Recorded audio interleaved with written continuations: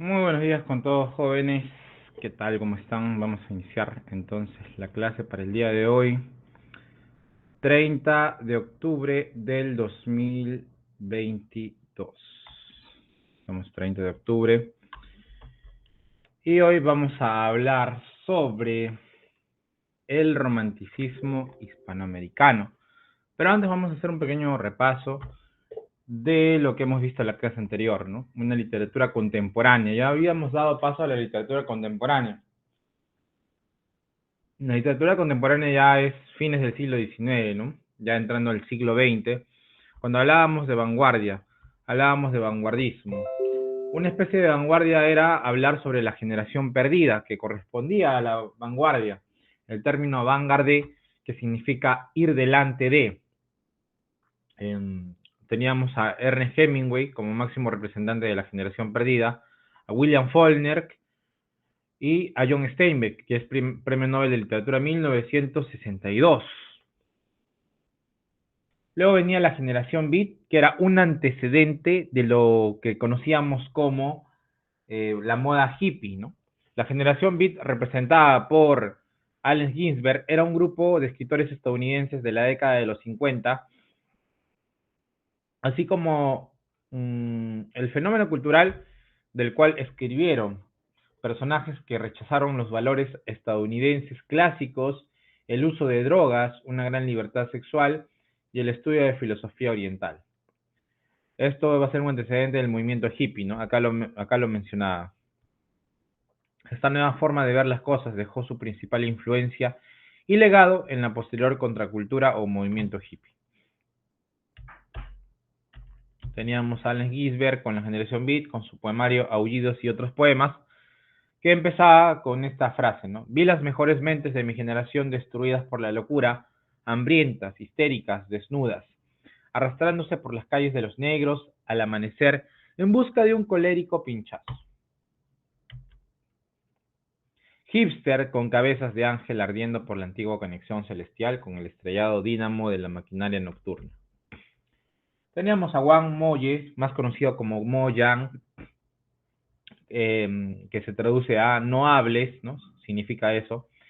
Premio Nobel de Literatura 2012, Sorjo Negro, Grandes Pechos, Amplias Caderas. La vida y la muerte me están desgastando. En el año 2013 obtiene el Premio Nobel Alice Munro, la Chekhov canadiense, la maestra del relato corto, y destaca en cuentos, ¿no? En el 2018, Olga Tokarczuk. En el 2019, Peter Hank. En el 2020, Lois Gluck. 2021, Abdurrazak Gurnah. En el 2022, Annie Ernaux, ¿cierto? Muy bien, entonces, ahí para que ustedes puedan, bueno, habría que repasar los premios Nobel de Literatura, ¿no? El romanticismo hispanoamericano. Recuerda que el romanticismo era una corriente que, bueno, se da en todo el mundo, de alguna manera, en un mundo europeo, con Becker en España, ¿cierto? Con Ramón Castillo, Ricardo Palma y Carlos Augusto Salaverry en Perú, en Alemania, donde surgía con Víctor Hugo, con Johann Goethe, Lord Byron en Inglaterra y otros personajes, ¿no? Bueno, entonces romanticismo hispanoamericano. Vamos a ver entonces de qué trata. Contexto histórico, ¿no? Resulta que ya estamos acá hablando de los siglos XVII, XVIII, en el cual ya algunos territorios americanos eran considerados colonias europeas, ¿no? Hay un cambio del viejo mundo originado por el siglo XVIII, el siglo de la Ilustración, o llamado también de las Luces, que replantean los lazos políticos y sociales entre Europa y sus colonias, ¿no? Las primeras sublevaciones independentistas empezaron a partir de la segunda mitad del siglo XVIII y estallaron desde México y Nueva Granada hasta Perú y el Río de la Plata. Luego de que las colonias empezaron a independizarse, se lograron cambios en la reforma de la economía, abolición de la esclavitud y servidumbre de los indígenas, modificación del sistema social, educación, entre otros. Entonces, decíamos que el romanticismo surgía en Alemania a finales del siglo XVIII y la primera mitad del siglo XIX, y que esta era una reacción contra ¿qué? Contra el racionalismo, la ilustración y también los rigores impuestos por el clasicismo. ¿En qué se destacaba el clasicismo? En el predominio de la razón, ¿cierto? Claro. Entonces estaban en contra de la razón porque recuerda que el romanticismo es más subjetivo, más idealista. A ver, ¿qué más nos puede decir? A ver, ¿qué más podemos decir del romanticismo? A ver, un voluntario que lo lea, por favor. A ver.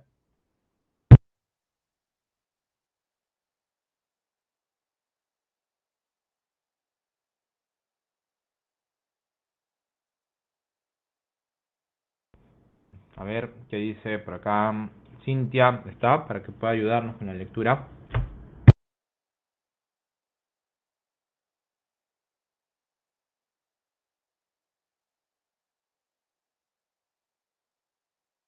Nadie, ok. El romanticismo opone el sentimiento, la pasión, la imaginación, la sensibilidad y el ideal de la libertad como valores máximos. Recuerda que el romanticismo representaba socialmente el anhelo de libertad, es decir, que querían una independencia, ¿no? El contexto en Alemania era la Revolución Francesa, la independencia de los Estados Unidos. Afirma la individualidad por encima de otros principios. El yo pasa a ser la palabra clave y los sentimientos su expresión verdadera. Entonces volvemos a lo mismo, ¿no? En un contexto social histórico, el romanticismo nace de un anhelo de independencia literaria. Los escritores latinoamericanos abandonan los modelos ibéricos y dirigen su mirada hacia otras literaturas, principalmente la francesa, donde predomina el romanticismo. Es por ello que más adelante va a surgir una corriente se va a dar netamente en Hispanoamérica, tratando de desligarse de lo europeo. Más bien va a ser una corriente, estamos hablando de otra corriente, que va a tomar repercusión desde Hispanoamérica, va a influenciar en Europa. Todo lo contrario, ¿no? Ahora, lo europeo influye en la literatura hispanoamericana. Bueno, acá hay un resumen de las características: proclamación de la libertad total, se rinde culto a lo irracional, la búsqueda del valor nacional y de la autonomía del individuo, apoya la expresión de la angustia y la exaltación del amor y los ideales, el rescate de los elementos populares propios de la tradición. ¿Cuáles son los temas recurrentes en el romanticismo? Se toma en cuenta la naturaleza, como en la obra María, ¿no? El Valle del Cauca nos recrea la historia de amor en un ambiente paradisiaco. Además se llama pues la Hacienda Paradiso, ¿no? Se canta la diversidad del paisaje latinoamericano, la pampa argentina, el campo, las montañas, los ríos, la raza y las costumbres. El amor. Se tejen historias alrededor del amor prohibido, del amor que mata, del hecho de morir por amor, del amor no correspondido, ¿no? Eso es lo que pasa con los románticos, ¿no? Tienen su música inspiradora, pero muchas de ellas no les hacen caso, ¿no? El indígena. Algunos escritores trataron el tema del indígena en un intento de volver idealmente el pasado precolombino. La historia, el sueño de la libertad política, ¿no? Ahí está lo social político. Las costumbres, se rescata la vida natural y el campo. Entonces, cuando hablamos de romanticismo, no hablamos de ese amor entre dos personas, ¿no? Efectivamente que sí lo es, pero también hay temas como la naturaleza, el indigenismo, la historia y las costumbres. ¿Ah? Se destaca en género narrativo y lírico, en cuento, novela y folletines, ¿no? Que son los panfletos, los pasquines, donde publica sus posiciones políticas en periódicos de la época, que usualmente son anónimos. Ahí está, de forma general, quiénes son los máximos representantes. Esteban Echevarría, Andrés Bello, José Joaquín Fernández Lizardi, Domingo Faustino Sarmiento, José Mármol, Juan Zorrilla de San Martín y Jorge Isaac. Entonces, de todos ellos, vamos a destacar solo a tres, ¿no? Más importantes, que representan además una clase de romanticismo. Tiene sus matices: un romanticismo social, romanticismo histórico y romanticismo sentimental. El romanticismo social, representado por Esteban Echevarría con su obra El Matadero. Además va a ser considerado Esteban Echevarría como el primer romántico de América. Bueno, y también tiene un poema más importante que es el Elvira o la novia de plata. Bueno, la obra más importante, en narrativa sobre todo, ¿no? Porque en poema, en poesía será Elvira o la novia de plata, en narrativa será Esteban Echevarría con el matadero. ¿De qué nos trata? ¿De qué nos habla? Pues la obra se contextualiza en tiempos de Pascua, de Cuaresma, en la que, bueno, se va a pasar por una hambruna total. ¿Producto de qué? De que hay un desborde del río de la Plata, provocando una escasez en lo que estaba totalmente prohibido en esta época, la carne, ¿no? Entonces hay una escasez de novillo, pero la gente quiere comer, ¿no? Es decir, hay una lucha entre la dictadura de Manuel Rosas, que es la lucha de los federales, contra los unitarios. Entonces, los federales echan la culpa a los unitarios, ¿no? Y al revés, viceversa, ¿no? Provocándose una decisión en la cual, pues, eh, llegan a matar a un toro, quieren matarlo, pero este se escapa. Y al escaparse, va a matar a un niño. Luego lo vuelven al matadero, lo matan y se reparten la carne, ¿no? ¿Ya? Entonces, para el final, eh, aparece otro personaje, el cual se subleva y representa como la sublevación, ¿no? De los unitarios. ¿Ah? Pero al final se llama matadero porque hubo muerte, ¿no? Hubo un derramamiento de sangre. Romanticismo histórico representado por Domingo Faustino Sarmiento con su obra Facundo. El personaje principal es Facundo Quiroga, que es un federal que nos cuenta cómo es la vida política social de Argentina, ¿ya? Y luego tenemos a José Hernández con Martín Fierro, que básicamente es lo mismo, ¿no? Nos cuenta la historia un poco de la vida política, ¿no? La vida social de Argentina. Romanticismo sentimental, representado por Jorge Isaac, con su obra María, ¿no? Y está escrita en primera persona. De las tres obras, la que más destaca obviamente va a ser la obra María de Jorge Isaac, de que vamos a hablar a continuación. Una obra que se ambienta en el Valle del Cauca, en la Hacienda Paraíso, ¿ya? Su obra Cumbres María, obviamente, es la mejor novela romántica de Hispanoamérica y los personajes son Efraín y María. Dos primos, ¿no? Que se enamoran y Efraín pues tiene que trasladarse a otro país, a Inglaterra, primero a Buenos Aires y luego a Inglaterra, pero él va con un propósito, ¿no? De continuar sus estudios, pero también a la vez de traer una cura de la enfermedad de que padece María, que era la epilepsia. Pero cuando llega, es demasiado tarde, María ya había muerto, ¿no? El modernismo hispanoamericano surge donde, ¿quién lo puede leer? A ver, esta vez si me ayuda alguien.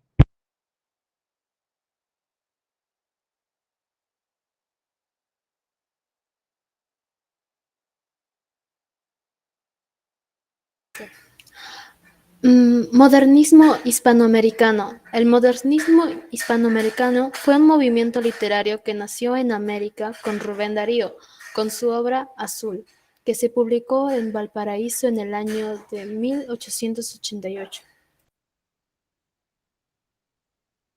Muy bien, gracias, María Lee.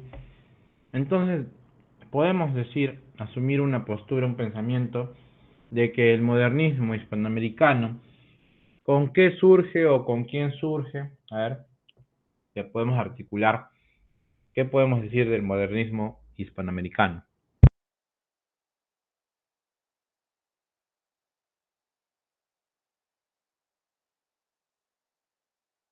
Voy pensando, ¿no? Ah, profesor, podemos decir que el modernismo hispanoamericano se inicia con la obra Azul en el año 1888 con Rubén Darío. Listo, ya está. Sigamos. Entonces, el modernismo, siguiendo la línea del romanticismo, ¿cierto? Que va a representar la independencia. Mira, la el romanticismo hablaba de independencia, ¿no? Una independencia social, por así decirlo. Por eso es que nos cuenta ahí Facundo, el matadero, ¿cierto? Em, pero el modernismo lo que va a pretender es una independencia literaria, por lo que podríamos decir que el modernismo es el primer movimiento literario nacido en América y que va a repercutir en Europa. Eso quiere decir que es el primer movimiento que influye en los países europeos, caso contrario de las demás literaturas en las cuales toman de referencia todo lo europeo para Hispanoamérica. Madurez literaria de los escritores por la esmerada perfección y la creación de poemas, cuentos, novelas y ensayos. Apertura a todas las nuevas corrientes artísticas y culturales mundiales. El modernismo, pese a que es una corriente autónoma, va a tener una síntesis, ¿no? Va a ser una combinación del romanticismo, simbolismo y parnasianismo francés, pero con sus características propias. Es así que buscan la musicalidad de los versos, tal como los simbolistas, ¿no? Se buscan nuevos metros y rimas, cromatismo sugerente, tal y cual en el simbolismo, neologismo y arcaísmos, nuevas palabras y palabras antiguas, búsqueda de la belleza, ¿no? Que eso es algo recurrente en toda corriente, que quieran siempre predominar la belleza, la belleza de las palabras. Buscan elitizar el arte, en este caso la poesía. Aparecen personajes fantasiosos, hadas, princesas, gnomos, tales como en el simbolismo. Eso quiere decir que sí, tiene de alguna forma algún atisbo de simbolismo, parnacionismo y romanticismo. Precursores, José Martí, de Cuba. Obra versus sencillos, El Ismaelillo. Acá tenemos que destacar la obra El Ismaelillo, ¿no? Es una obra que va a dedicar a su retoño, a su hijo, ¿no? Eh, entonces, bueno, recuerda que José Martí es un precursor simplemente, ¿no? Pero quien va a destacar en el modernismo va a ser Félix Rubén García Sarmiento, más conocido como Rubén Darío. Ahorita vamos a recapitular, porque si te estás perdiendo tal vez, ¿no? Pero acá tal vez tendremos que destacar quién es el Ismaelillo. El Ismaelillo, pues va a ser, eh, bueno, le pone Ismaelillo porque ese realmente quería que fuera el nombre de su hijo, ¿no? Que es José Francisco, ¿no? José Francisco Martí. Entonces él escribe, estando exiliado en Nueva York en 1882, dedica pues a su hijo este poema, ¿no? En el que va a expresar la enorme nostalgia que siente por su tierra y su continente en general. Pero también nos expresa que recuerda, que extraña a su hijo y también añora la infancia como una época dorada. Tenemos a Manuel Gutiérrez Nájera, a José Asunción Silva. Bueno, acá ya se repiten las influencias que sigue el modernismo y obviamente Rubén Darío, parnasianismo, simbolismo, Baudelaire. Acá está Rubén Darío, conocido como el gonfalonero del modernismo. ¿Alguien ha indagado más o menos qué podría significar gonfalonero del modernismo? ¿A qué llamamos gonfalonero?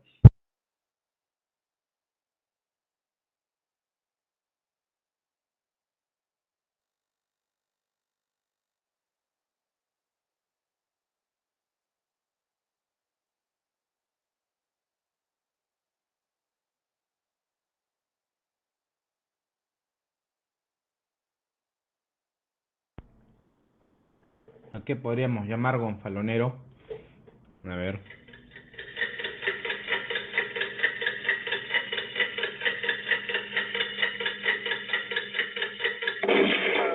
Muy bien, tiempo. ¿Algo de Gonfalonero, bandera? algo de bandera. Es que él es el máximo representante, pues no decíamos el precursor es José Martí, pero él es el,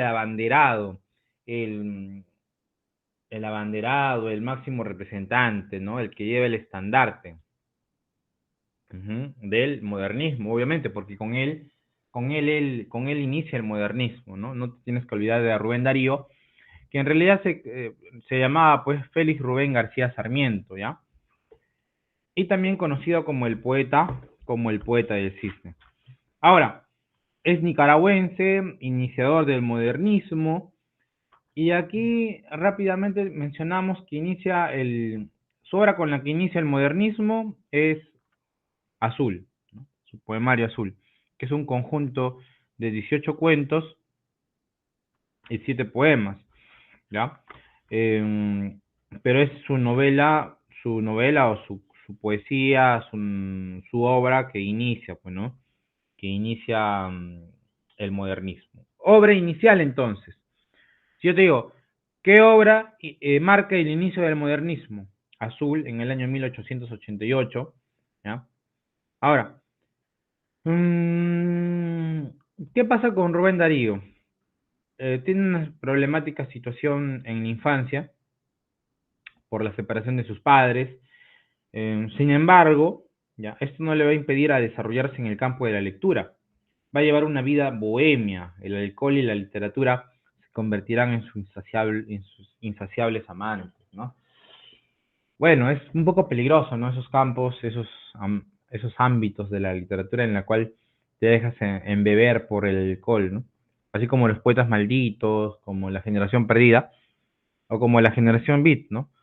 Que son demasiados extremistas, liberales, por así decirlo, en ese sentido. Y también contestatarios, pues, ¿no? ¿Por qué? Porque han llevado una vida sufrida.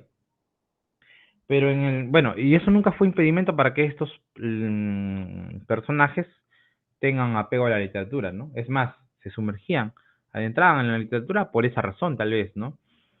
Entonces, vemos que podemos tomar como ejemplo de que a pesar de que hay, por ejemplo, Rubén Darío tiene problemas con sus padres por la separación, eso no va a ser impedimento para que tú puedas desarrollarte en el campo de la lectura.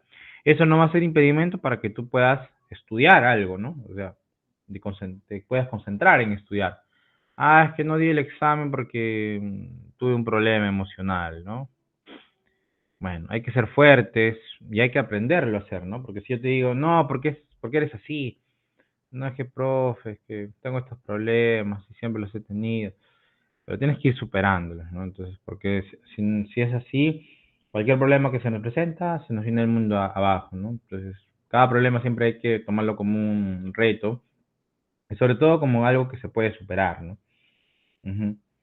Entonces yo eh, no puedo dejar que me afecten los problemas en mi vida porque si no, no puedo avanzar. Yo tengo que avanzar, tengo que desarrollarme en todos los ámbitos, ¿no? En este caso, pues de la literatura, en el caso de Rubén Darío. Pero también, mira, se deja llevar por una vida bohemia, el alcohol, todo ello, ¿no? Entonces sí es bonito porque en esa bohemia, bueno, en esa bohemia de esos entonces, es platicar, dialogar sobre tus cuentos, sobre tus escritos, ¿no? Hacer una crítica, ¿no? Leerlos, darlos a conocer y luego a partir de ellos se genera una crítica, ¿no? Esto va, no va. Y se generaba así toda una especie de crítica literaria en pequeños círculos donde departían, ¿no? Compartían a través del alcohol, literatura. Esa es la vida bohemia, ¿no? Una vida desordenada, tal vez, ¿no? Cuando hablamos de bohemia, hablamos de una vida desordenada, caótica. ¿Mm? Bueno, entonces, inicio del modernismo azul, pero al costado está prosas profanas. Prosas profanas va a significar la cumbre del modernismo, es decir, que si azul inicia, el apogeo del modernismo se va a dar con prosas profanas. Entonces, el modernismo alcanza el apogeo, la cúspide, el cenit literario con prosas profanas. Va a desarrollar el tema del amor ya no en armonía con la naturaleza, sino va a ser con el arte, ¿no? Acá el modernismo está netamente ligado a lo artístico. ¿Por qué? Porque recuerda que tiene predominancia del simbolismo parnasianismo. El arte por el arte, ¿te acuerdas del parnasianismo, la expresión que decía, el arte por el arte? Y el premio Nobel de Literatura, Sully Proudhon, ¿no? 1901, si no me equivoco. Entonces, el arte por el arte. Obviamente, el amor no está ligado con la naturaleza, sino con el arte. Eso lo dejamos al romanticismo, ¿no? Por eso es que decíamos que sí, influye el romanticismo, pero teniendo en cuenta las propias características del modernismo, ¿ya? Es decir, yo puedo tener en cuenta, digamos, la moda hipster, ¿no? Que hemos hablado, la moda emo, pero a mi estilo, ¿no? A mi estilo, o sea, no me dejo llevar al 100% por ello, ¿no? Lo tomo como referencia, sí, pero no. Ya está. Entonces, la cumbre del modernismo es prosas profanas. También va a evocar un mundo de fantasía medieval y los mitos clásicos. Aquí va a destacar un poema blasón, ¿no? Que más adelante, en Perú, el poeta José Santos Chocano lo va a tomar como referencia para hacer su propio poema, ¿no? Bajo el mismo título, bajo el mismo homónimo de ese poema. Y luego tenemos cantos de vida y esperanza. Tenemos el inicio, tenemos la cumbre y también tenemos el final, el alejamiento del modernismo. Es decir, que cantos de vida y esperanza constituyen el momento, el punto culminante de su poesía. Es decir, con eso acaba esa etapa, ¿no? Literaria, modernista. ¿Ya? Tenemos ahí las características de sus obras que evocan belleza y sensualidad, rasgos de estilo, métrica innovadora, adjetivación sensorial, símbolos y motivos inspirados en la mitología grecolatina y en la imaginería versallesca. Acá está, yo persigo una forma, ¿no? A ver, ¿quién quiere leer este poemita? Si me ayuda, por favor. ¿Alguien? Nuevamente, María Lee.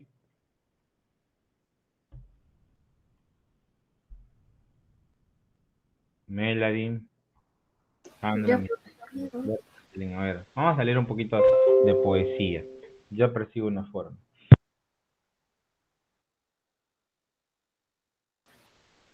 yo, Sí, adelante. Yo percibo una forma. Yo percibo una forma que no encuentra mi estilo. Botón de pensamiento que busca hacer la rosa. Denuncia con un beso que mis labios se posa. Al abrazo imposible de la Venus de Milo. Adornan verdes palmas el blanco peristilo. Los astros me han predicho la visión de la diosa, y en mi alma reposa la luz como reposa.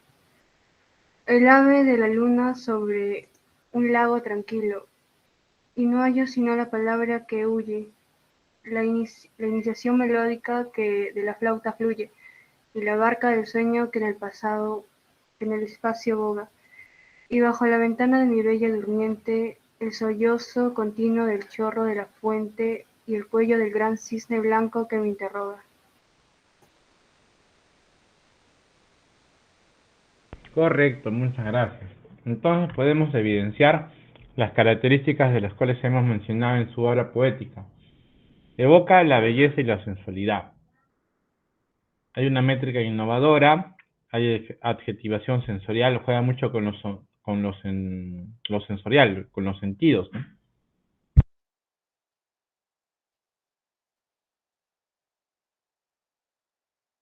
En cuanto al simbolismo, lo musical también está, ¿no? La iniciación melódica que de la flauta fluye y la barca del sueño que en el espacio boga. Símbolos y motivos inspirados en la mitología grecolatina. También vemos ahí la diosa, ¿qué más? La Bella Durmiente, Venus de Milo. Entonces, efectivamente, tiene estas características, ¿no? Ya, correcto. Luego ya hemos hablado de José Martí, poeta y político, luchó por la independencia de Cuba, por motivo por el cual fue exiliado, por meterse en política, ¿no? Algo así parecido con José Santos Chocano también, ¿no? Que ha sido muy cuestionada en su época, José Santos Chocano. No. Bueno, ahí está Rubén Darío. Uno de los poetas de Hispanoamérica, de vanguardia, es César Vallejo, peruano. Pero si hablamos de literatura hispanoamericana, de poesía hispanoamericana, hablamos de Pablo Neruda, ¿no? Nestalí Ricardo Reyes Basualto recibió el Premio Nobel de Literatura en el año 1971. Murió tan solo 2 años después de recibir el Premio Nobel y en circunstancias penosas. Él va a pasar por etapas. ¿no? De alguna manera, pasa por etapas. Entonces, hay una etapa modernista que va a ser 20 poemas de amor y una canción desesperada. Que incluso es como que se menciona, es una... a ver.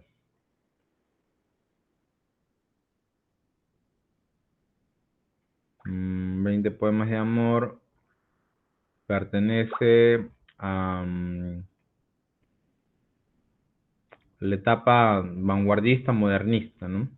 De Pablo Neruda, que es 20 poemas de amor. Ujú. Listo. La etapa más surrealista es la etapa más surrealista es su obra Residencia en la Tierra, ¿no? Que tiene una visión pesimista sobre la Tierra. Poesía sociopolítica, tercera residencia, y la poesía más sencilla, odas elementales, ¿no? Entonces no te olvides que esas son sus principales obras y que él es el Premio Nobel de Literatura 1971. ¿Ya? Muy bien, excelente, chévere, máximo. ¿Ya? Entonces ahí tenemos que hablar de Pablo Neruda. Por ejemplo, este modernismo es una etapa de iniciación, ¿ya? Es una tendencia modernista o neorromántica, ¿correcto? La obra 20 poemas de amor y una canción desesperada está publicada en el año 1924. La etapa vanguardista que se relaciona con el surrealismo es Residencia en la Tierra, ¿no? Es el poemario más logrado y más importante de toda la obra de Neruda. Entonces, la etapa vanguardista supone que se va a relacionar con la tendencia surrealista. ¿Por qué? Porque hay un verso libre totalmente libre, ¿no? Con imágenes oníricas relacionadas a los sueños, ligado a lo existencial, a lo doloroso. Entonces, luego tenemos la poesía sociopolítica. Tercera residencia, compromiso político y actitud vitalista. Poesía más sencilla, odas elementales, no te olvides. Ahora tenemos este poema, a ver. ¿Quién lo quiere leer? A ver, un hombre, a ver, un jovencito. Kevin, a ver, Kevin.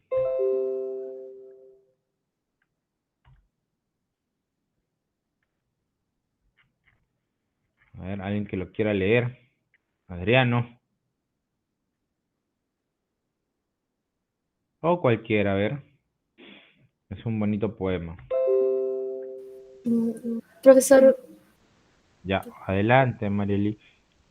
ya, ya, me gustas cuando callas. Me gustas cuando callas porque estás como ausente y me oyes desde lejos y mi voz no te toca. Parece que los ojos se te hubieran volado y parece que un beso te cerrara la boca.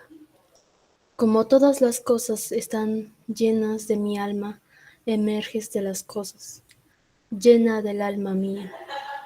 Mariposa del sueño, te pareces a mi alma y te pareces a la palabra melancolía. Me gustas cuando callas y estás como distante, y estás como quejándote, mariposa en arrullo, y me oyes desde lejos, y mi voz no te alcanza. Déjame que me calle con el silencio tuyo. Déjame que te hable también con tu silencio, claro como una lámpara, simple como un anillo. Eres como la noche, callada y constelada. Tu silencio es de estrella, tan lejano y sencillo. Me gustas cuando callas, porque estás como ausente, distante y dolorosa, como si hubieras muerto. Una palabra entonces, una sonrisa bastan, y estoy alegre, alegre de que no sea cierto. Muy bien, correcto. Muchas gracias.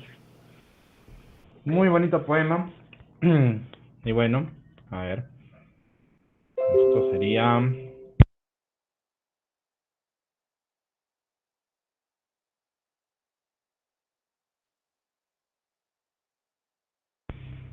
un poema que sería el poema 15, ¿no? Es decir, que en 20 poemas de amor hay 20 poemas, pues, ¿no? Y una canción desesperada. Pero ¿de dónde sale este Me gusta cuando callas? Sería el poema 15. Ujú. Ya, entonces para el poema 15 de Pablo Neruda. Me gusta cuando callas porque estás como... ¿Ya? Entonces, ¿el verdadero nombre de Pablo Neruda cuál es? A ver, ¿se acuerdan? Era un nombre. Neftalí Ricardo, o incluso tiene un nombre más grande, ¿no? Ricardo Eliezer Neftalí Reyes Basualto, Premio Nobel 1971. Es su seudónimo, obviamente, ¿no? Pablo Neruda. Ujú. Dicen que él, pues, adoptó ese nombre porque mm, le interesó, le llamó la atención el nombre de un poeta llamado Neruda, ¿no? O apellidado Neruda, ¿no? Muy bien. Sigamos. A ver, ¿qué más? Poema 15, entonces.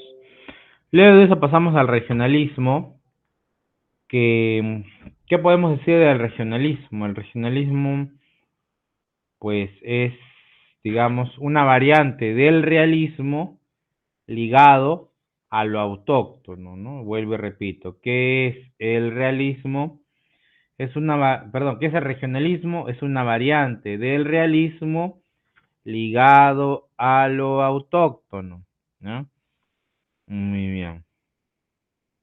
Pero antes de ello también faltó hablar de Gabriela Mistral, que es post, postmodernista, ¿ya? Gabriela Mistral, con Lagar, con Canto Chile. Ya vamos a hablar de ella más adelante. Ya también está Juan Ibarburú, está Storni, ¿no? ¿Ya? Adelmira Storni. Ya. Entonces, regionalismo. Regionalismo es la corriente literaria que se asemeja al realismo ligado a lo autóctono, ¿no? Vuelvo y repito. El regionalismo es la corriente literaria ligado o sea, una extensión del realismo ligado al lo autóctono, a lo regionalista. El máximo representante es Rómulo Gallegos, el Rómulo de América, Premio Nobel de Literatura 1971, ¿ya? 1960, no, no es Premio Nobel, ¿no? No es Premio Nobel Rómulo Gallegos, ya, me estoy confundiendo con Miguel Ángel Asturias. Entonces, no es Premio Nobel. Tenemos que hablar de su obra Doña Bárbara, ¿no? Es una obra que nos habla sobre quién, sobre Doña Barbarita. ¿Mm? Doña Bárbara, que se ha apoderado, ¿no? De la hacienda de la Barquereña, ¿listo? Pero que es una hacienda que le corresponde a la familia de Santos Luzardo. Santos Luzardo había sido educado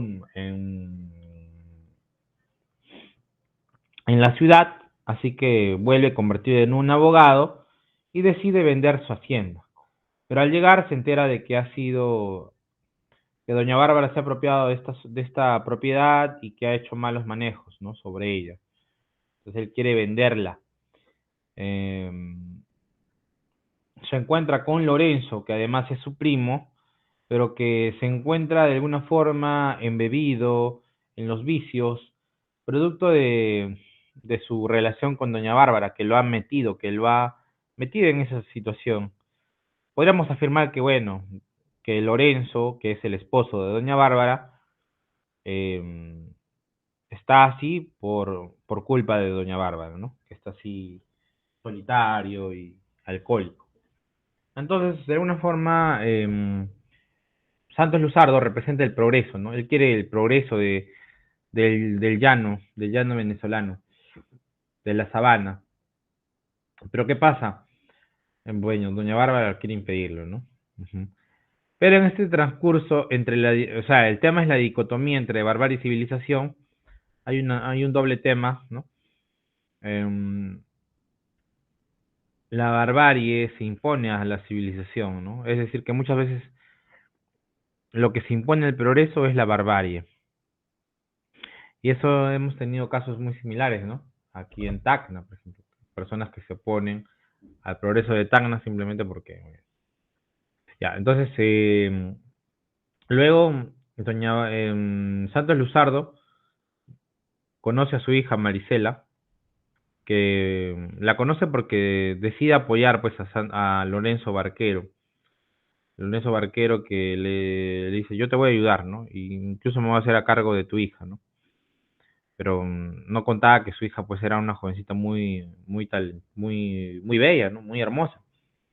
Entonces hay una disputa porque doña Bárbara también se llega a enamorar de don Santos Luzardo, convirtiéndose Marisela en la antagonista de su propia madre, ¿no? Es decir, rivales, amigas y rivales. Bueno, y luego aparece el Mr. Danger, que representaría la barbarie estadounidense, ¿no? Ah, entonces todo un conflicto ahí, ¿no? Por la tierra, ¿no? Obviamente. Luego pasamos al realismo mágico, que es parte del boom hispanoamericano, ¿cierto? Heredada del siglo XIX, representa el mundo rural y sus tipos, problemas sociales y humanos, situados en la naturaleza. Novela indigenista denuncia la explotación del indio por parte de los blancos.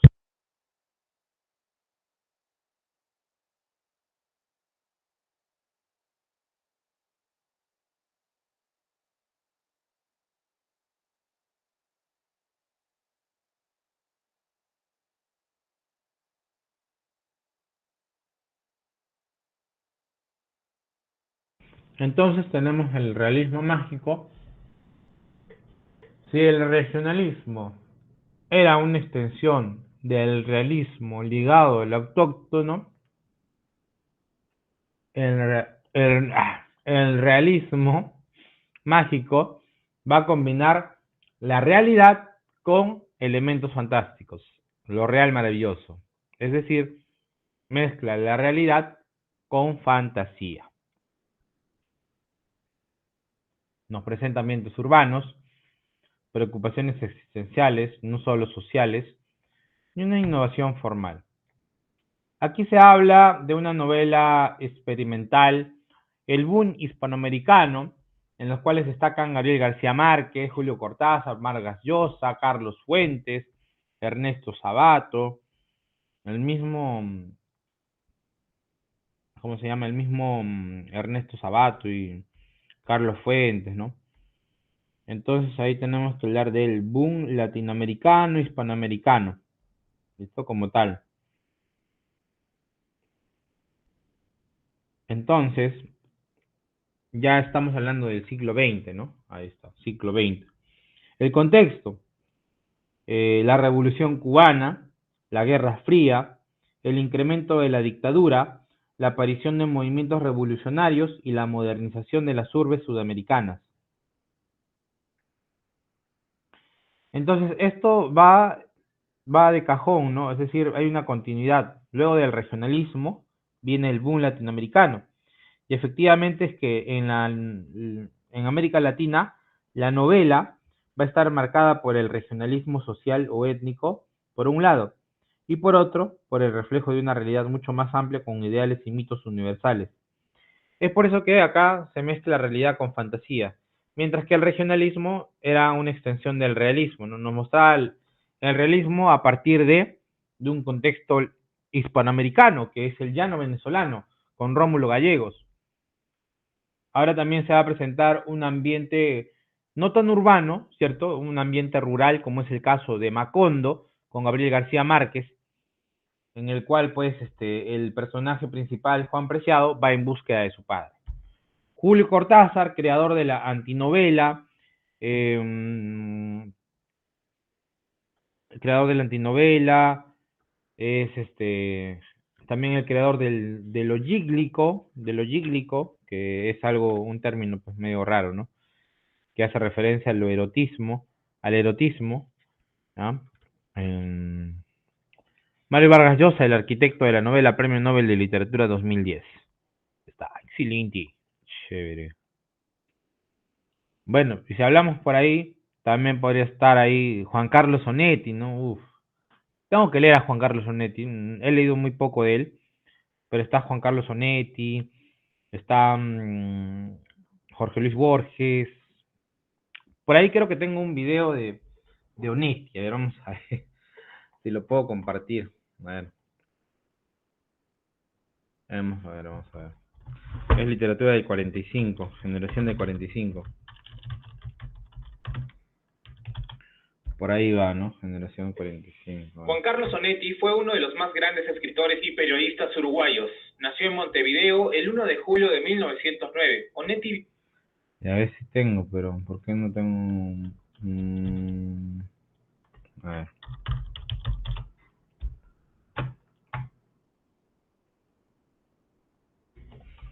Vamos a ver, Onetti, no está.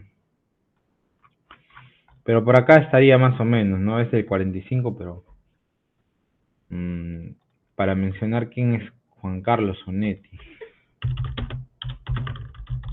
A ver, por acá debe estar, no, tampoco. Generación, ahí está.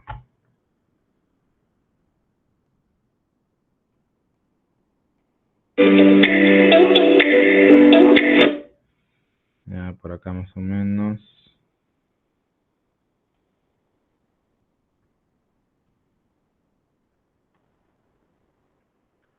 Ya.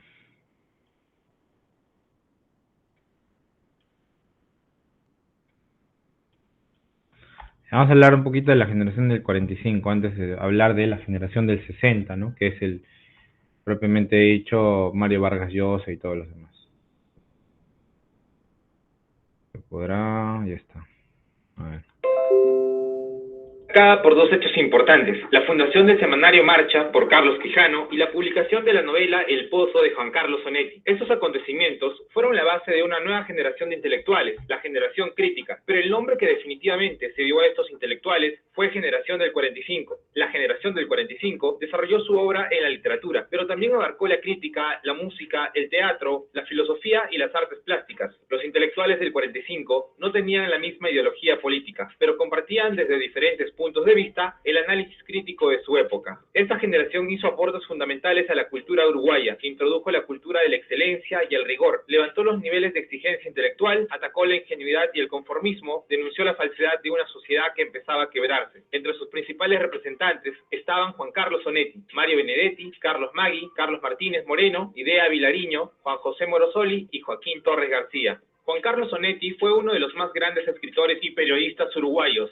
Nació en Montevideo el 1 de julio de 1909. Onetti viajó a Buenos Aires en 1930 al casarse con su primera esposa. Una vez en Argentina, comenzó a publicar críticas de cine y colaborar en revistas, como La Prensa y La Nación de Buenos Aires. Tras su divorcio, Onetti regresa a Uruguay. Durante estos años, Onetti no deja de escribir, pese a que no encuentra facilidades para publicar. Es a partir de 1939 que comienza a trabajar para la revista Marcha y publica su primer libro, El Pozo. En 1941 pasa a formar parte de la agencia Reuters y en 1950 publica La Vida Breve, considerada su mejor novela, libro fundacional de Santa María. En 1975 decide fijar su residencia en Madrid, alejándose de la dictadura militar instaurada en Uruguay. Sigue escribiendo y en 1980 es propuesto al Premio Nobel de Literatura. Ese mismo año recibe el más alto galardón de las letras hispanas, el Premio Cervantes. Además cosechó otros premios como el Nacional de Literatura de Uruguay o el de la Crítica Narrativa. En 1993 se publicó su última novela, Cuando ya no importe, en la que cierra el universo creado alrededor de Santa María. Juan Carlos Onetti falleció en Madrid en 1994. La vida breve de Juan Carlos Onetti es considerada su mejor obra, porque en ella se inicia el ciclo de Santa María, ese territorio ficticio poblado de seres como Larsen o Malavia, publicada por vez primera en 1950. La vida breve es una novela en la que se plantea el juego entre realidad y ficción a través de su personaje principal, Juan María Brause, quien escucha a través de una pared una conversación entre un hombre y una mujer. Imagina sus gestos, sus sentimientos. Brause vive con su mujer.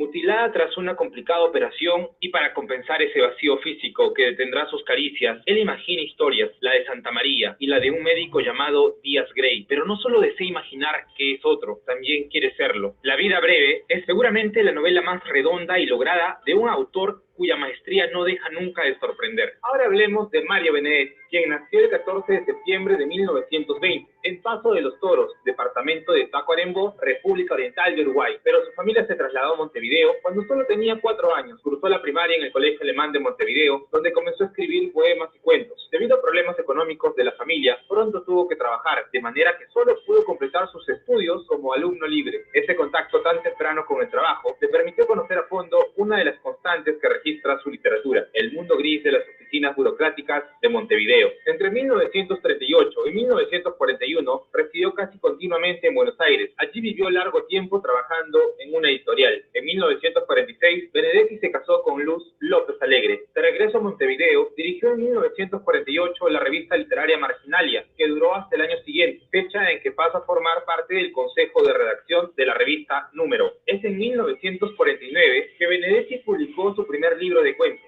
Esta Mañana, y un año más tarde los poemas Solo Mientras Tanto. En 1953 apareció su primera novela, ¿Quién de nosotros? Posteriores a esas fechas son los poemarios Cotidianas, publicada en 1979, El viento del exilio, publicada en 1981. Toda la narrativa, que comprende varios títulos, fue reunida en Cuentos Completos, publicada en 1970. Ha publicado además Primavera con esquina rota, publicada en 1982, Geografía, 1984, y las novelas La Tregua y Gracias por el Fuego. Con su novela La Tregua, que apareció en 1960, Benedetti adquirió importancia internacional. En 1973, ante el golpe de Estado en su país, se vio forzado a salir de Uruguay. Inició un exilio de 12 años y vivió en Argentina, Perú, Cuba y España. El 31 de mayo de 1999 recibió el 8º premio Reina Sofía de Poesía Iberoamericana. En este mismo año publica 2 obras, Buzón de Tiempo, donde reúne 25 cuentos inéditos, y Rincón de Haikus, un libro de poesía inspirado en la lírica japonesa. En su última aparición pública, en diciembre de 2007, Benedetti fue condecorado con la Orden Francisco de Miranda por el presidente venezolano Hugo Chávez en la Universidad de la República del Uruguay, aclamado por los cientos de estudiantes que reconocían en el poeta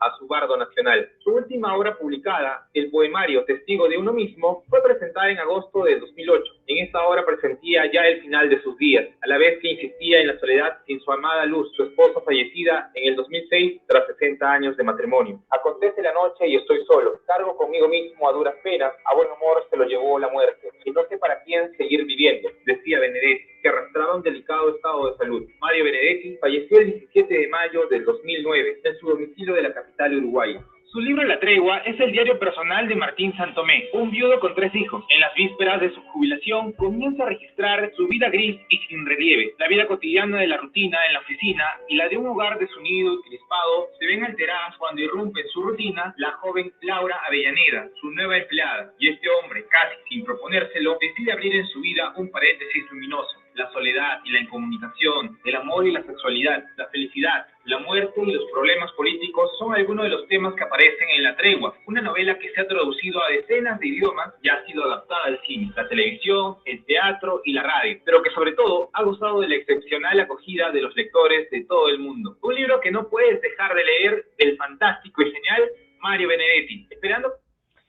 Bien, ahí está. Entonces, teníamos que, sin lugar a dudas, hablar de ellos. ¿Por qué? Porque es el nexo entre regionalismo, realismo mágico, años 40, años 50, para dar ya paso a la narrativa de los años del siglo XX, ¿no? Ya que ya es el 60, ¿no? Entonces, si pasamos de frente al 60 y no hablamos de Juan Carlos Onetti, de Ernesto Sábato, ¿no? Entonces, sobre todo de estos dos, ¿no? Mario Benedetti y Juan Carlos Onetti, 2 uruguayos. Entonces ya más o menos podemos comprender, ¿no?, de qué trata. Porque luego de que nos hemos centrado en temas sociales, ¿no?, que son fórmulas propias del regionalismo y del indigenismo, la narrativa del año 40 y 50, 45, ¿no?, es una literatura más fantástica y existencial. Una época de búsqueda y experimentación. De esta manera es que la influencia europea se deja de sentir en toda América, pero sobre todo en Argentina y Uruguay, donde empieza a proliferar la novela urbana, psicológica y fantástica, ¿no? Y es por ello que da pie también a lo real maravilloso, ¿no? Con el realismo mágico, de alguna forma podemos comprender ello, ¿no? Y estos representantes del boom del 60, que tal y como lo decía el video al final, ¿no? Tal y como lo decía, esta literatura más o menos ya es cuestionada, galardonada por la crítica que son los lectores, ¿no? Por acá está, ¿no? Soledad y la incomunicación, el amor y la sexualidad ya ha sido adaptada al cine, la televisión, el teatro de todo el mundo, los lectores de todo, la excepcional acogida de los lectores de todo el mundo. Un libro que no... Porque en realidad son los lectores quienes van a decir, ¿no? Oye, estos artistas aparecen en una época donde es totalmente un boom, ¿no? Por eso se llama. ¿Quiénes denominan boom a la narrativa de 60? A los lectores, ¿no? Y recuerda que el boom del 60 se contextualiza pues en la Revolución Cubana, ¿no? En la Guerra Fría, por así decirlo, ¿no? ¿Ya? Entonces, el boom latinoamericano, donde representantes como Julio Cortázar, García Márquez, Vargas Llosa resaltan, ¿no? Por ejemplo, García Márquez, ¿no? Premio Nobel de Literatura 1982, en el cual se destaca 100 años de soledad.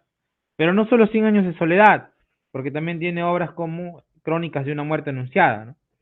Que es la historia de un relato periodístico que mantiene el interés de un lector o de lector a lo largo de sus páginas, ¿no? Y a pesar que desde el inicio del libro se conoce los datos esenciales de la historia, ¿no? Hay una víctima, hay asesinos y hay las circunstancias del crimen. Lo que podemos decir es que el protagonista va a ser Santiago Nazar, que ha sido acusado de haber deshonrado a Ángela Vicario, por lo que sus hermanos tomarán venganza, ¿no? Y matan a Santiago Nazar. Entonces, y luego en Tacna también hay una obra una noveleta o un cuento breve de José Castro Urioste, ¿no? Que es un tacneño uruguayo, si no me equivoco, claro, que radica en Pittsburgh, ¿no? En Chicago, y que nos habla sobre la misma historia, ¿no? Tiene la misma estructura de Crónica de una muerte anunciada, ¿no? Su obra se titula Aún vive en las manos de Santiago Berríos. La próxima clase espero, o si no, la compartimos ahorita, ¿no? Ya, para que, a ver. Vamos, entonces más o menos nos cuenta la historia de Santiago Berríos. El amor en tiempos de cólera, que nos habla del amor entre dos personas en medio de una pandemia. Fermina Daza y Florentino Ariza, si no me equivoco. Siempre me confundo con sus apellidos. A veces le digo Florentino Daza y Fermina Ariza, ¿no? Un juego de palabras. Pero ya, entonces son Florentino y Fermina, ¿no? Que se enamoran y bueno, el amor sobrepasa, ¿no? Toda enfermedad. Ahora vamos a ver más o menos, y bueno, seguimos hablando para por luego poner el video. ¿Qué más? Tiene el coronel, no tiene quien le escriba, Gabriel García Márquez, ¿no? Es un coronel que está en medio de una crisis, ¿no? Política, social, que está al lado de su esposa y pues anhelan recibir una carta en el cual se le concede el derecho de una pensión de guerra, ¿no? Así que las promesas del gobierno no se llegan a cumplir, el hambre abunda, la dictadura, la opresión, todo ello hace que pasen por una ansiedad infernal, ¿no? Y tal vez muera sin recibir una pensión, ¿no? El coronel no tiene quien le escriba. Un coronel que espera una pensión que nunca llega. Julio Cortázar, el creador de la antinovela, con su obra Rayuela, que está narrada de dos formas, ¿no? Una de forma lineal y otra a manera de un puzzle, de un rompecabezas. Primero voy a la 73, luego voy a la 1, luego a la 3, luego a la 2, y luego a la 5, y luego a la 81, ¿no? Como un juego del avioncito, ¿no? Llamado Rayuela en algunos casos, otros también se conoce como tejos. Bueno, nos cuenta la historia, también es una historia de amor, no media confusa entre un tal Oliverio y la maga Lucía. Y una de las frases más destacadas de esta literatura es andábamos sin buscarnos, ¿no? Pero sabiendo que andábamos para encontrarnos, ¿ah? Ya me la aprendí, ¿no? Entonces es uno de los pasajes más importantes, ¿no? Ujú. De Rayuela, ¿no? Andábamos sin buscarnos, pero sabiendo que andábamos para encontrarnos. ¿No? Una muy buena frase, ¿no? De amor. Entonces, efectivamente tiene que ver mucho con el amor, Rayuela, pero es una mezcla de todo, ¿no? Así como su obra está mezclada, en realidad nos habla de temas de como la música, la física, el amor, ¿no? Mm, en realidad es una obra muy buena porque además rompe con la estructura gramatical de una obra, ¿no? Es decir, que tú tradicionalmente te puedes leer la obra del 1 al 100, pero en este caso te da la posibilidad de que tú la leas de una diferente forma, ¿no? De forma desorganizada, desordenada, por así decirlo, ¿no? Mario Vargas Llosa se dio a conocer con una novela experimental, La ciudad y los perros. Continuó mostrando un mundo brutal en sus obras formalmente innovadoras, con una visión irónica, La Casa Verde, ¿no? Que es bueno, La Casa Verde va a ser un prostíbulo, ¿no? Una mancebía, un burdel. Sorprende su capacidad de variación. Es el arquitecto de la novela. Entonces acá cerramos esto y podemos dar paso al video que les prometí de José Castro. Vamos a ver.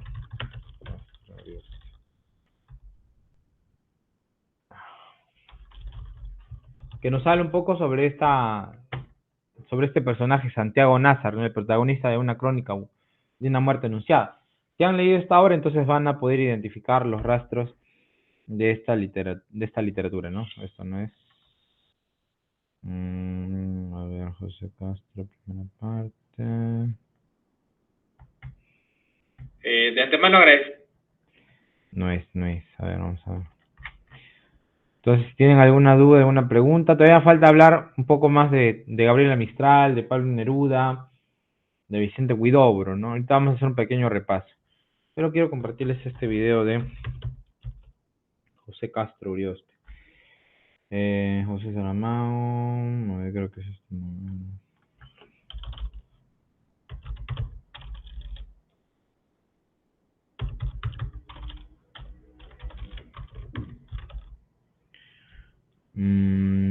A ver, vamos a buscarlo en YouTube mejor. Es una obra que, bueno, ya le hemos mencionado, ya hemos metido como quien dice la punta, entonces tienen que aparecer acá. A ver.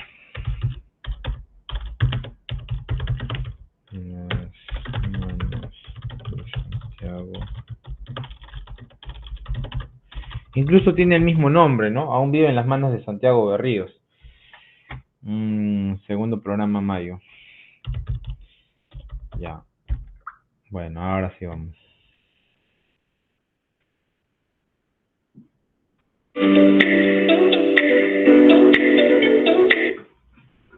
Ya. Vamos a presentar, dejar de presentar. Y bueno, vamos a ser breves también. Me dicen si se observa, si se ve.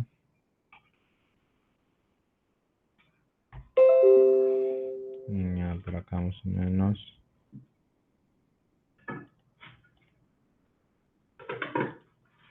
Ya.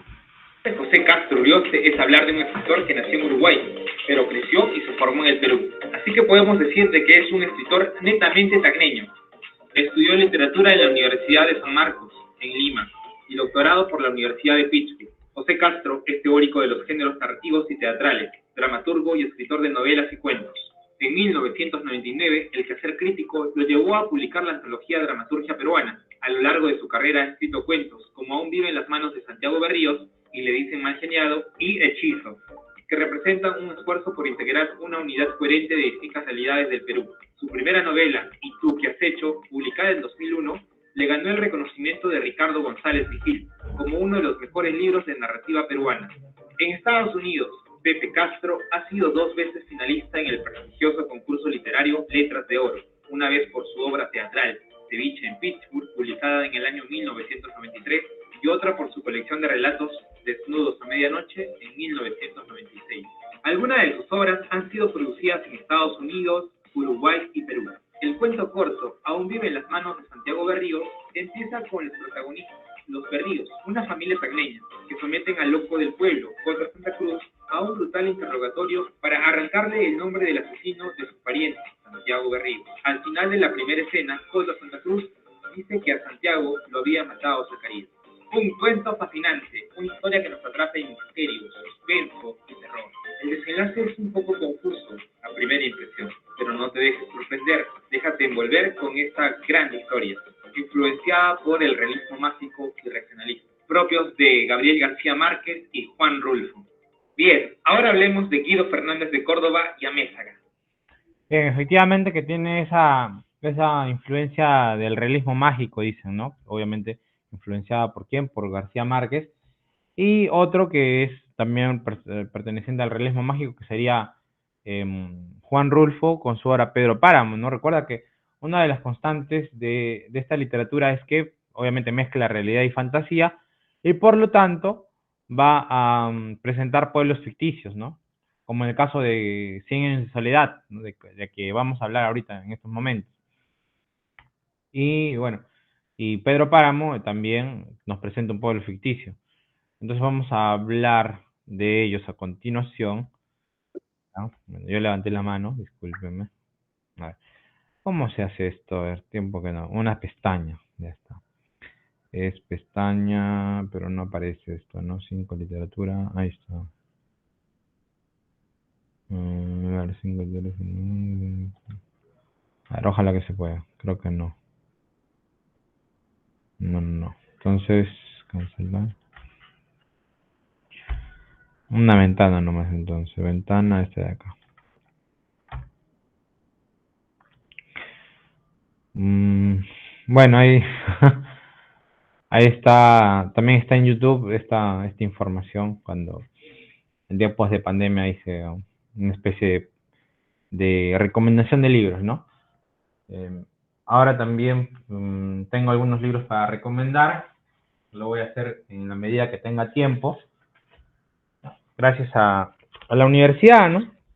Que me ha dado la oportunidad. Bueno, gracias a las amistades en realidad, porque la universidad, bueno, no tanto, pero tengo las obras de Memorial del Desierto de Carlos Capellino Fuentes, recién publicada este año, Caballeros de Paso de Edmundo Mota Samayoa, y La Generación 90, ¿no? O 90 poetas basarinos del fin de siglo, donde está por ahí el profesor Mario Carazas, ¿no? Luis Chambilla, J. Castro, E. Vargas y Doris Vázquez, ¿no? Que son poetas de los 90. Luis Chambilla, que es un poeta pues ya fallecido, pero que nos ha dejado una excelente poética, ¿no? Una excelente literatura, digamos, póstuma, o una recopilación de sus mejores poemas, pues, ¿no? Entonces eso vamos a estar comentando muy pronto. Ya lo diremos, ¿no? O ya se pasarán la voz. Ya. Ya, sigamos. Curso de literatura. Literatura hispanoamericana. Obviamente recordábamos acá el romanticismo, un romanticismo social, un romanticismo histórico, pero destacábamos el romanticismo como tal con la obra María. ¿De quién? Del autor Jorge Isaac, ¿no? Obra cumbre María, considerada la mejor novela romántica hispanoamericana. Personajes Efraín y María, que son primos, un amor imposible. El contexto es el Valle del Cauca, el Cali, Colombia, en la hacienda Paraíso. El conflicto es que Efraín debe abandonar el valle para seguir estudios en Bogotá.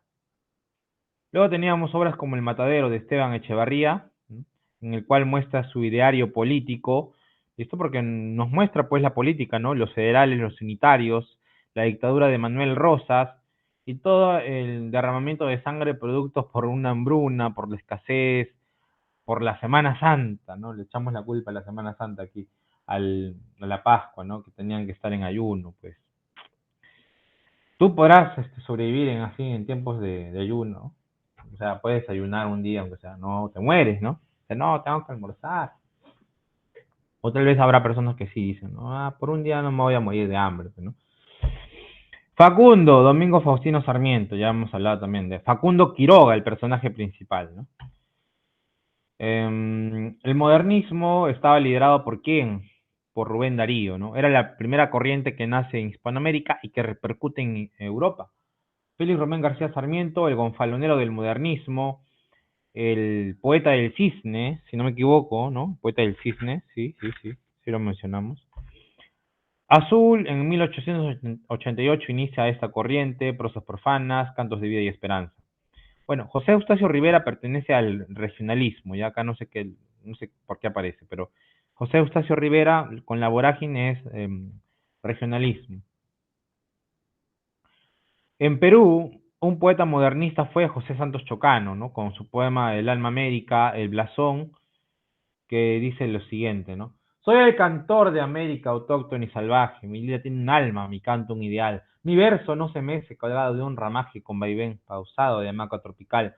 Cuando me siento inca le rindo vasallaje al sol que me da el cetro de su poder real. Cuando me siento hispano y evoco el coloniaje, parecen mis estrofas trompetas de cristal. Mi fantasía viene de un abolengo moro, los Andes son de plata, pero el león de oro. Y las dos castas fundo con épico fragor, la sangre es española, e incalco es el latido, y de no ser poeta quizá yo hubiera sido un blanco aventurero o un indio emperador. Es por ello que se le conoce como el cantor de América. ¿A quién? A José Santos Chocano, ¿no? De él también tendremos que hablar más adelante cuando hablemos de literatura moderna peruana, pero acá, bueno, lo mencionamos porque corresponde a toda Hispanoamérica, ¿no?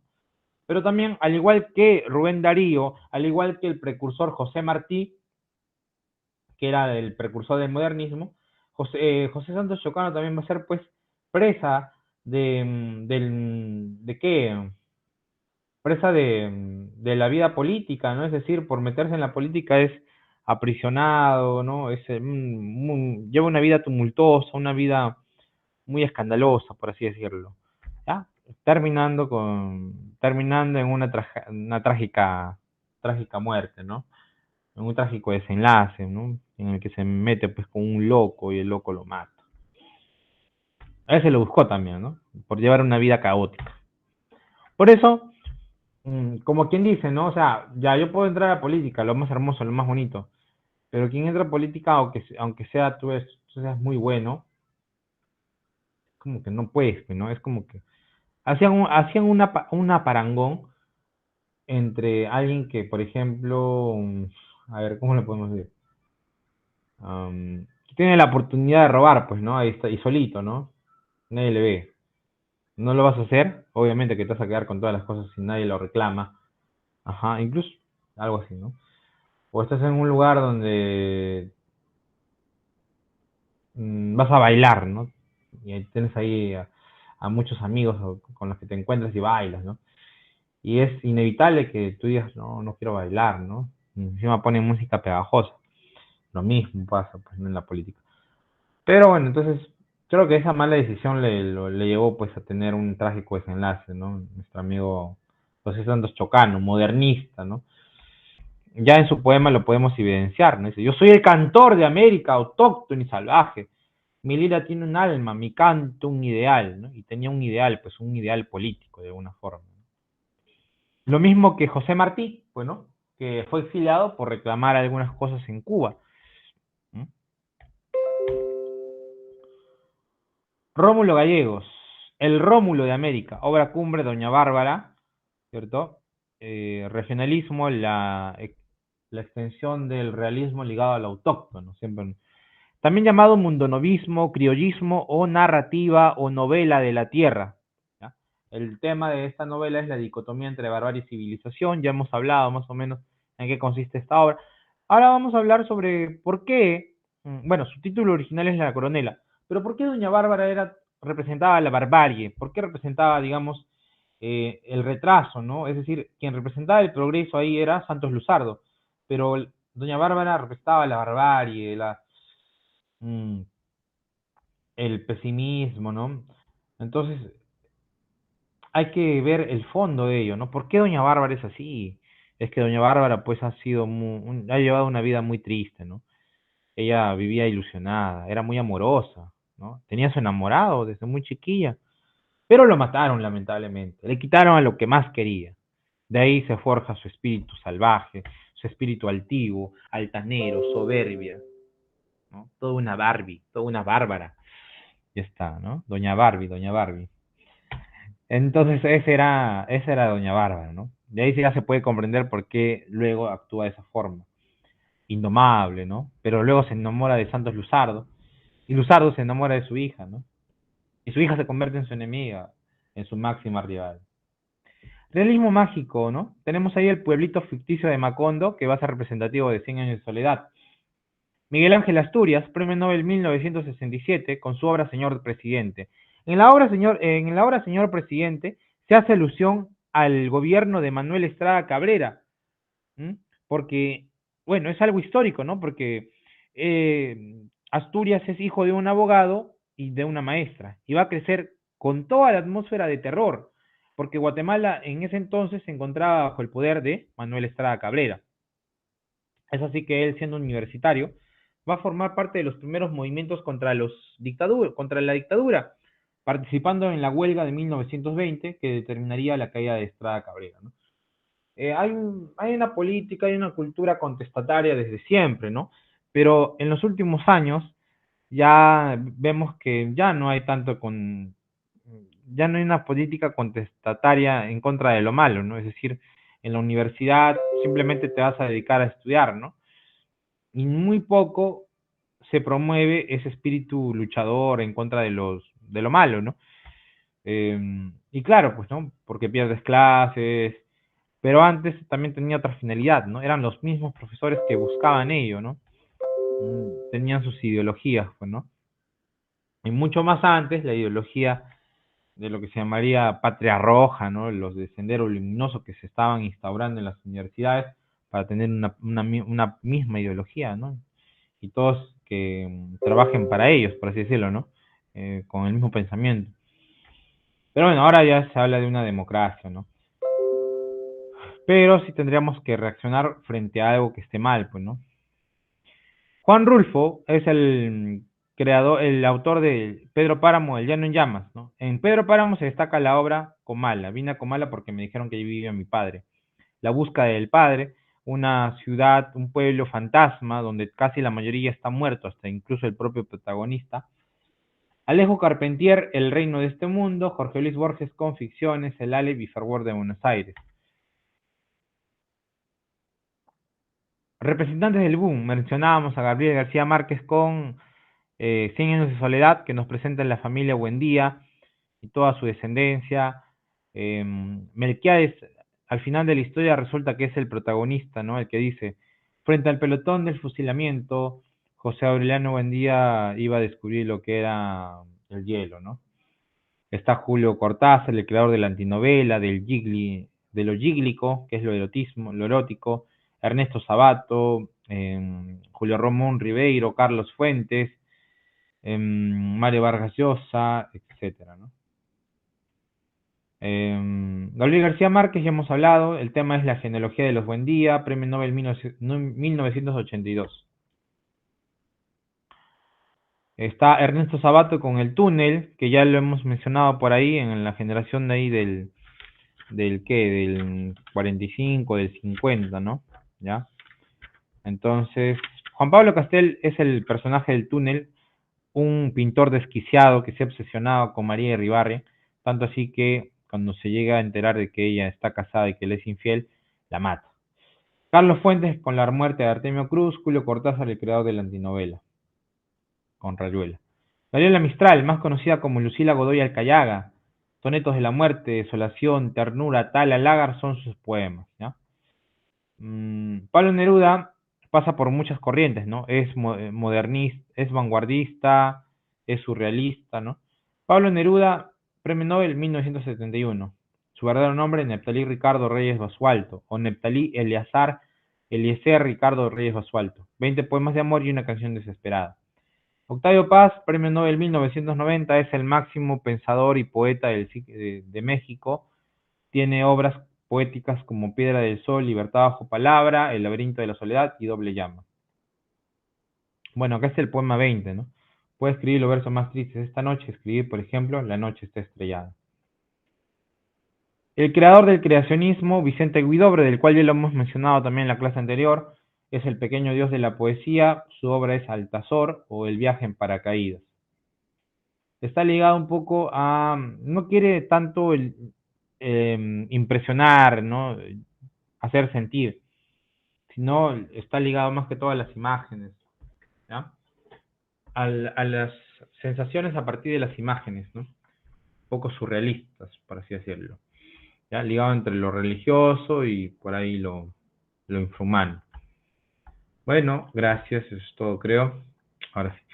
Había un problemita con sus prácticas, voy a revisar esta vez. A ver, práctica 304. Profesor, Dígame. No está la eh, práctica. quería saber si el boom hispanoamericano está dentro del realismo mágico o el realismo mágico está dentro del boom hispanoamericano.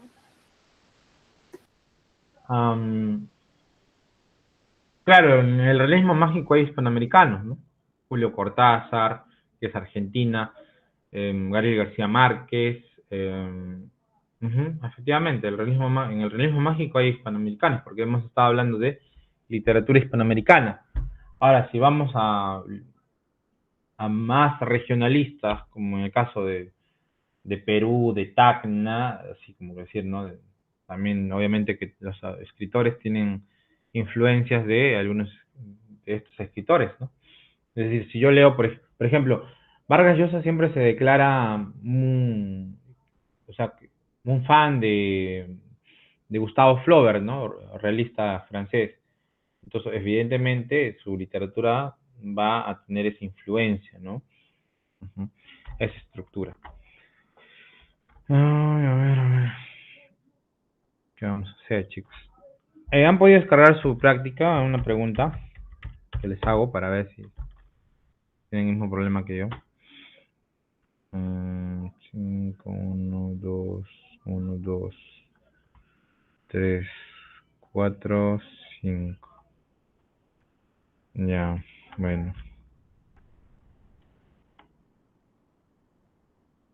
Vamos a resolver una práctica que acá tengo, ¿ya?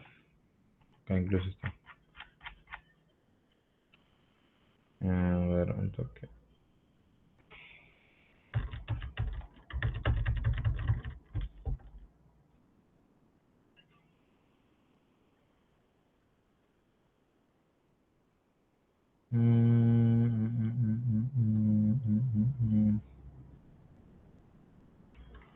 A ver.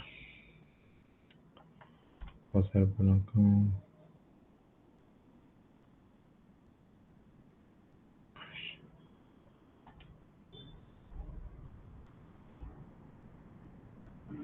Ya. A ver.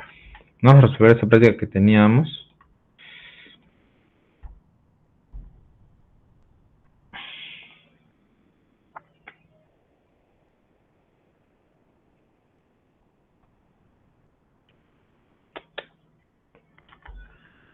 Ya. A ver. Vamos a resolver por mientras esta práctica, ¿ya? Que me ha facilitado. Pilares del boom latinoamericano que revolucionaron la literatura. Es correcto. ¿Qué es correcto? ¿Quiénes fueron? Gabriel García Márquez, Julio Cortázar. A ver, vamos a descartar. Ribeiro no puede ser porque es peruano, no ha tenido tanta repercusión, ¿no? Solo a nivel nacional. Bryce Echenique no hemos mencionado. Carlos Fuentes, Mario Vargas Llosa, Bryce Echenique tampoco. Julio Cortázar, Carlos Fuentes, puede ser. Pablo Neruda ya nada que ver, pues, ¿no? Sería la D de dado. 7. Julio Cortázar fue el creador de una antinovela. Si hablábamos de antinovela, ¿cuál era la novela que destaca aquí?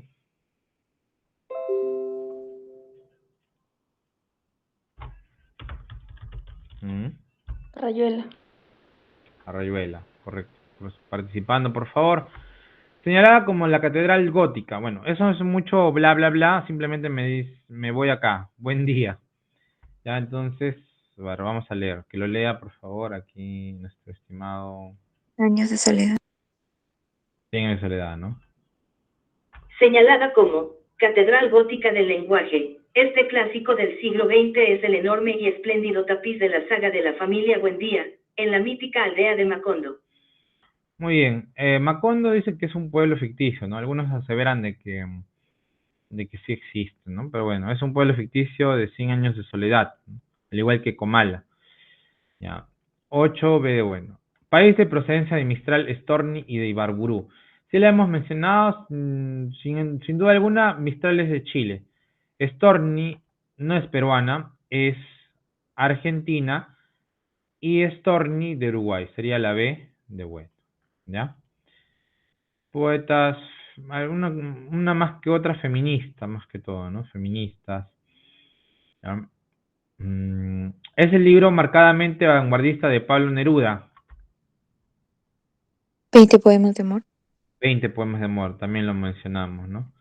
Es una tendencia novelística hispanoamérica que nace en 46. Consiste en la combinación de la realidad y la fantasía. Claro. De la Realismo mágico. generación del realismo Realismo mágico. mágico.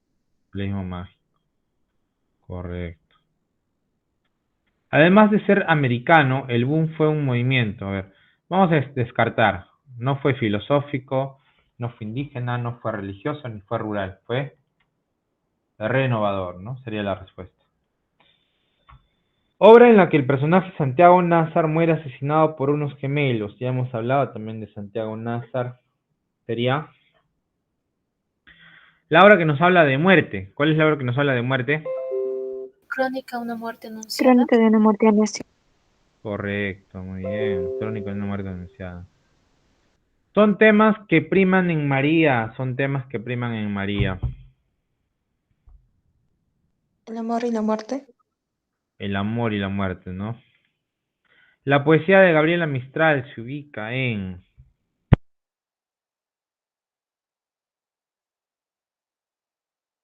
Vanguardista.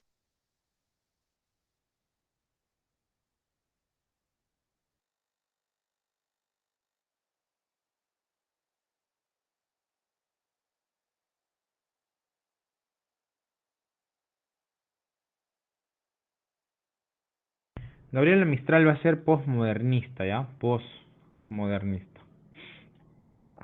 Ujú. El boom latinoamericano se desarrolla en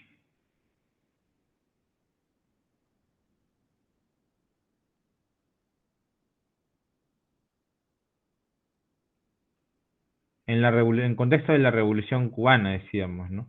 Y de la Guerra Fría, pero acá tampoco hay Guerra Fría. En Cien años de soledad, el autor desarrolla la historia de la familia. ¿Qué familia se habla? Buen día. En familia Buen Día, ¿no? En un rasgo destacado del modernismo hispanoamericano, podemos decir que se opone exclusivamente al realismo europeo. Ese sería no sé, el naturalismo, no nada que ver acá, ¿no? Nació en Europa y llegó rápidamente a América. Nace en Europa tampoco. Nació paralelamente a Europa y no. Es autóctono, ¿no? Lo correcto sería es que es autóctono de América e influye en Europa, lo hemos mencionado. Los versos, me gusta cuando callas porque estás como ausente. ¿A quién le corresponde estos versos? Lo leyó ahí una compañera. Neruda. Pablo Neruda, muy bien. Son personajes de 100 años de soledad, excepto Buen Día, sí, Úrsula Guarán, Melquiades y Rebeca, menos Camila. Camila. Camila, muy bien. La siguiente, básica de básicas. Vine a Comala porque me dijeron que allí vivía mi padre. Así comienza la novela. Pedro Páramo. Pedro Páramo, ¿no? ¿De quién? De Juan Rulfo, ¿no? ¿Qué obra de García Márquez aborda la historia de un hombre fracasado que espera una pensión que nunca llega? El coronel no tiene Sí, quien la escriba. hizo. Claro, la pensión que nunca llega es el coronel no tiene quien escriba. No es una obra de Gabriela Mistral. No es una obra de Gabriela Mistral. Pobres gentes. Pobres gentes. Ya este le corresponde a Fyodor Dostoyevsky. Dostoyevsky. Entonces todos los demás sí le corresponden, ¿ya? 24. Es una de las novelas que desarrolla el tema de la dictadura latinoamericana. El tema es dictadura. Tiene Soledad habla de dictadura, el Alep, el señor presidente, crónica de una muerte anunciada. ¿Cuál sería? En la que nos habla de un presidente. El señor presidente, ¿no? Muy bien, excelente, chévere, lo máximo.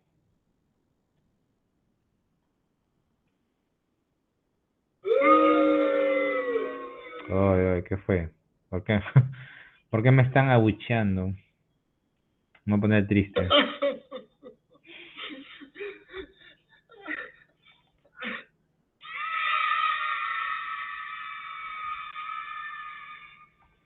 Listo, el principal iniciador del creacionismo. ¿Por qué se alegran? Ya vamos a terminar. Ese crea el iniciador del creacionismo, Vicente Huidobro, ¿no? Vicente Huidobro. Siguiente, a ver, voy a ver una vez más si aparece por acá. No aparece. ¿Listo? A ver. 300, 302.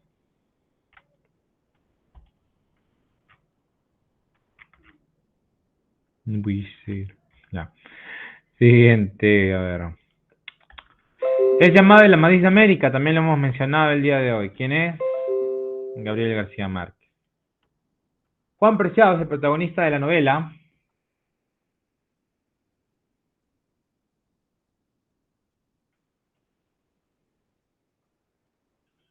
Vine a Comala porque me dijeron que allí vivía mi padre. Es Pedro Pedro Páramo. Páramo.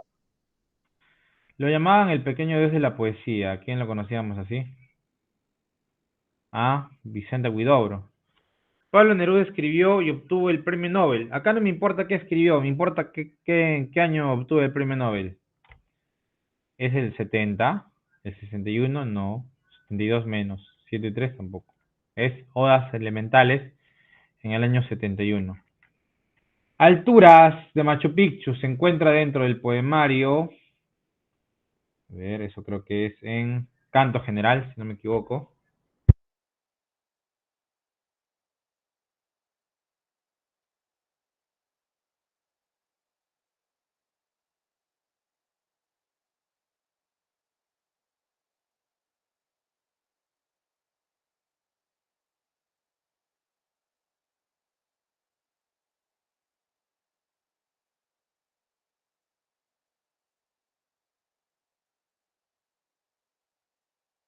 Canto General.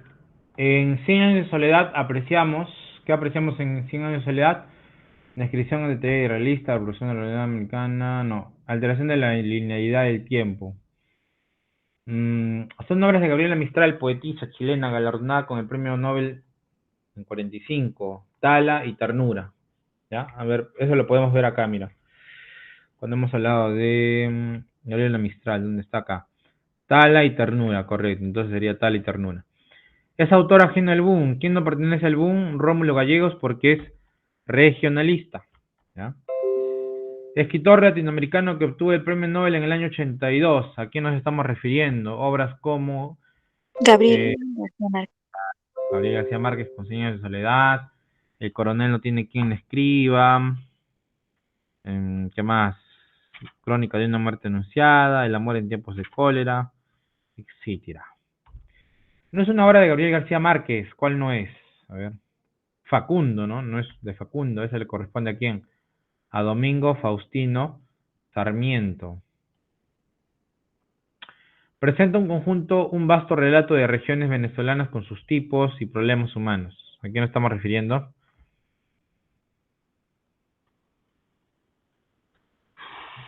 Regiones venezolanas, el llano venezolano, la dicotomía entre barbarie y civilización. Nos referimos a Rómulo Gallegos, el Rómulo de América. En esta novela no cuentan los meses ni los años, porque todos sus personajes, incluso el narrador, han muerto. Estamos refiriéndonos a la novela, a la obra. Pedro Páramo, ya, por favor. La hojarasca, el coronel no tiene quien le escriba. ¿A quién le corresponde, jóvenes? Gabriel García Márquez. Gabriel García Márquez, por supuesto. ¿A quién se le llamó, conoció como el gonfalonero? el abanderado del modernismo? Rubén Darío. Rubén A Rubén Darío, ¿no? Al portaestandarte. Con respecto a la relación autor-obra, acá creo que hay una dicotomía, bueno, podría ser todas, ¿no? Rómulo Gallegos, Doña Bárbara, Ricardo Giraldez, José Eustacio Rivera, los de abajo, efectivamente. A este no hemos mencionado para nada, ¿no? Parece que todas fueran todas las anteriores, pero luego nos vemos en la necesidad de ver acá Doña Bárbara, José Eustacio Rivera es el único que está correcto. Ricardo Giraldez no se escribe así, se llama Ricardo Giraldez, ¿no? Así, no Giraldez. Entonces yo diría que se fuera a la C de casa, ¿no? Ahora, Mariano Azuela, ¿qué pasa con Mariano Azuela?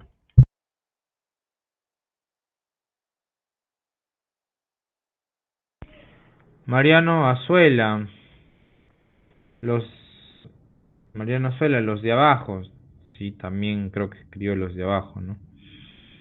Ya, Mariano Azuela, los de abajo. Entonces pareciera que fuera todas las anteriores. ¿Ya?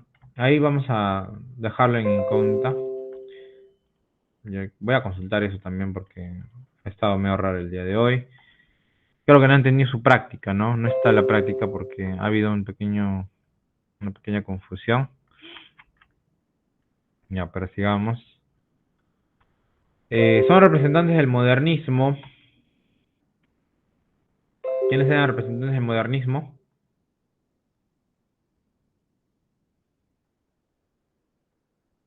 Rubén Darío, Amado Nervo y Chocano, ¿ya? Porque los demás no corresponden. A ver, no corresponde Borges, no corresponde Juan Rulfo, no corresponde Miguel Ángel Asturias, ¿no? Ni Borges tampoco. ¿Qué personaje no es propio del regionalismo? Llanero con gauchero, ¿no? Tal vez indio con charro, ¿no? Menos pícaro, ¿no? ¿Qué especie narrativa se desarrolla en el regionalismo? La novela. La enfermedad que aqueja a María, ¿cuál es? La enfermedad que aqueja a María. Epilepsia. La epilepsia, correcto, muy bien, excelente. Son personajes de 100 años de soledad, excepto, nuevamente creo que está bien, Amaranta, Melquiades y Aureliano Buendía, menos Fernina Daza, que corresponde a el amor en tiempos de cólera, ¿no? El amor en tiempos de cólera. Tiempo exacto, el tiempo neto, el amor en tiempos de cólera, correcto. Siguiente, temor a equivocarme, es la hora, es la hora. A ver, 2:20, correcto. 2:20, estamos terminando la clase el día de hoy. Espero poder resolver las dudas que existan. Igual hemos resuelto esta práctica. Ya, por favor, si hay alguna duda, me la hacen saber.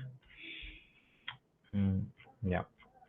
Cualquier consulta, próxima clase. También voy a consultar qué ha pasado el día de hoy. Cuídense mucho. Nos vemos hasta la próxima clase. Llegué. Chao. Hasta luego, profesor. Hasta luego.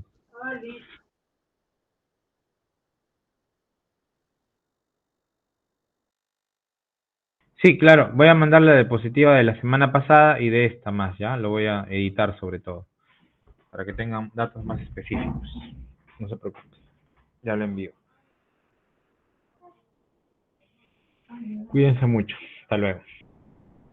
Buenas tardes.